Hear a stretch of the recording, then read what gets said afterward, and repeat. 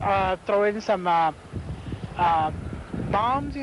Grenades? Yeah, and some. I think they were using some rifles too, and the other kind of rifles, the one used stuff like that. Because what they would do once I said no, they went to various individuals in the community to bring pressure to bear to get me to change my mind. For example, there was a community leader who I have a great deal of respect for, and we have a very good relationship that they went to. I get a call from him, and he says, Chief, there's some people in here that they're in town, and it was part of their role here, didn't say who it was, they need to meet with the mayor and the police chief. Well, of course, this gentleman, I've worked very closely with him on a number of projects. I said, sure, have him give me a call. Now, I'd already said no. Well, then I find out it's the same group. So they identified somebody, apparently, that I know that's very high in the community to make an approach to me and get me to change my mind. Well, then, when we said no, then some elected officials were contacted to bring pressure to bear. And then offers were made to give money, cash money, to elected officials' charities if they could get us to change our minds. I mean, as one of my deputy chiefs said, in some circles, that's called bribery. And you're just going to go into regular citizens' homes doing this? Actually, the citizens have volunteered their services. They volunteered to be role players. Uh-huh. And they've allowed us to use their homes. And what are they going to do? Are there any of them are going to act like they don't want you to do it, or? Yes. Oh, they're all going to act like they don't want you to do it. Well, some are going to be friendly, some are going to be belligerent, some are going to be uncooperative. Uh-huh. I think the best way if you find out about the check is when I operation people down here. Operation people? Yeah, in the front. We're a fraction occupying an airport. Yeah. The station taking over. Okay. And we're going to have a meeting in here, so we'll please ask you to leave. Okay. Leave the municipal airport? Sure we will. No, leave the terminal building. Leave the terminal building. Okay, thanks a lot. Okay. Appreciate it. Thanks for the help.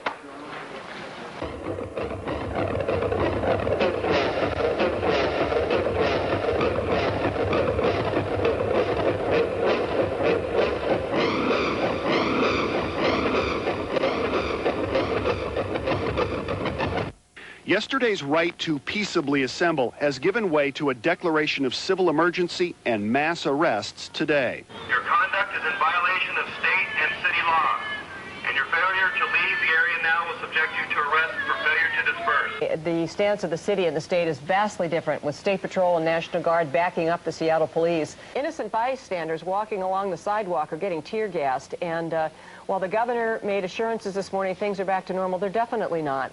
The state of emergency was just an hour old. The state of emergency that they've been training for so long to deal with. Who was behind it? What caused it in Seattle in December of 1999? The World Trade Organization meeting. The riots, the supposed riots, and the military and police working together to keep the public safe from all that evil rabble. We're going to go in depth. This is a perfect textbook example of problem, reaction, solution. Training the public that the wheeled tanks keep us safe.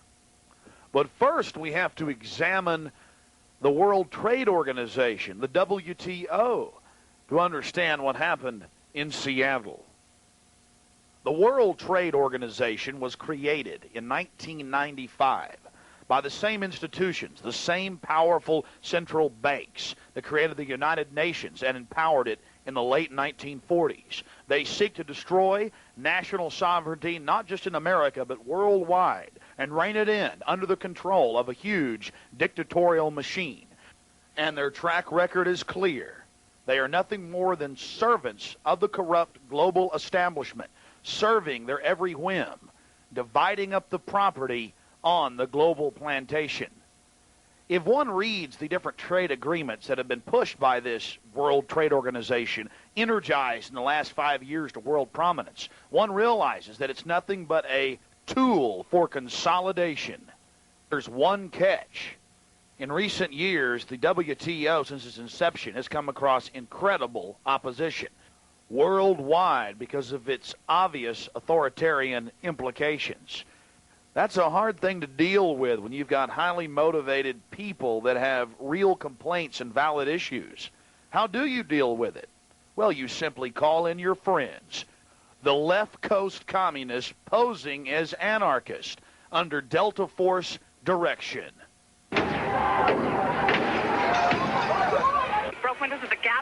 smashing windows at McDonald's. They're dumping over garbage cans. And they are very angry again and hostile. We're seeing more clashes with other protesters telling them to stop because they're giving everyone a bad name. None of the protesters, the legitimate protesters down here, want any of this kind of action. And they are very angry. So right now, knocking on the newspaper. Megan, any sign yet of police trying to track them down? Riot police anywhere. They're going like... They're breaking the bank window here at U.S. Bank. We got to get out of here. We're going to run up the street because if they see us, they attack us. And so we're keeping a safe distance away from them. Several police officers have told us because they were assigned to control the protest crowds, they weren't allowed to break ranks and to stop the black bloc. So the group just continued destroying property for nearly an hour. What's wrong with this picture? If the police are supposedly there to protect the public and property, then why? Why did state police, Seattle police, as well as the feds, stand back and allow the anarchists en masse to run around and throw bottles at police, cones, rocks, you name it, and assault private property as well as members of the general public? Because they needed someone to demonize the rest of the good demonstrators. Now, my friends, this was an old tactic throughout history. If you have opposition, you simply demonize them by creating your own crisis, your own massacre or terrorist bombing or incident, and then blaming it on your political opponents. When you have 50, 60,000 peaceful demonstrators out exposing the corruption, how do you neutralize them?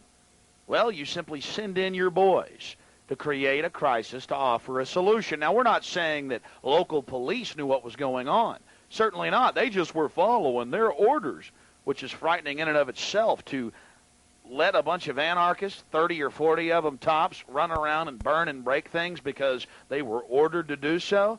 We're going to play you some little clips from newscasts and some amateur video.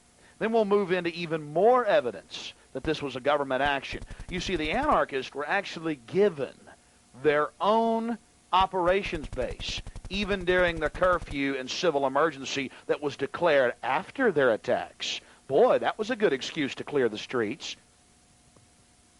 But first, watch just a small snippet of a local newscast that, of course, never went nationwide. Can't have the people finding out about what really happened. It's very revealing how the police just go along and allow this criminal activity. Then we'll get into who was behind it and how most of the anarchists are just useful idiots working for their provocateur bosses, and on into the state of emergency that was declared and how not just Seattle but the nation was trained to accept armored personnel carriers and police in black uniforms as well as National Guard being directed by the FBI and the Justice Department and Delta Force is all part of living in a safe society to, well, you know, protect us from those dangerous anarchists. A group we had seen all morning, a group we now know as anarchists called the Black Bloc, began terrorizing the city. I was live on the phone as it started. Trying to break the windows. They're slamming against the windows. Oh my gosh, they just broke the Starbucks window. They're breaking into it right now. I'm moving across the street. It was a frightening moment, and I think I was in shock. I had been separated from my photographer, but as I followed this group, I soon met up with another Cairo photographer, Frank Simon, as the group's rage turned toward him. Bring on the crowbar! Photographer Eric Wald and I then followed the Black Bloc. There were about 30 of them, isolated by their black clothing, black hoods, and masks. It was obvious as they continued their destruction that they were renegade protesters. Yeah, take off the mask! Take off your mask and join the rest of us and shut up! And now we're at the McDonald's at 3rd and Pine where they are breaking more windows. They broke windows at the Gap. They're smashing windows at McDonald's. They're dumping over garbage cans. And they are very angry again and hostile. We're seeing more clashes with other protesters telling them to stop because they're giving everyone a bad name. None of the protesters, the legitimate protesters down here, want any of this kind of action. And they are very angry. So right now, knocking on the newspaper. Megan, any sign yet of police trying to track them down? Riot police anywhere. They're going like... They're breaking the bank window here at U.S. Bank. We got to get out of here. We're going to run up the street because if they